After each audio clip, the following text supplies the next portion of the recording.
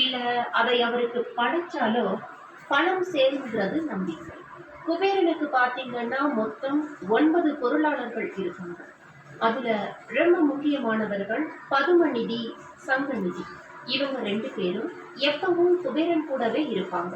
இடது பக்கம் சங்கநிதியும் வலது பக்கம் பதுமநிதியையும் நீங்க பார்க்கலாம்.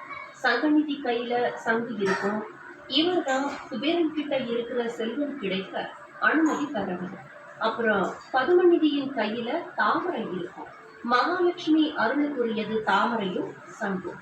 சங்கையும் தாமரை பூவையும் வச்சு பூஜை செஞ்சா கட்டாயம் வீட்டுல பணம் சேரும்னு சொல்றாங்கல்ல, அதுக்கு காரணம் இதுதான்.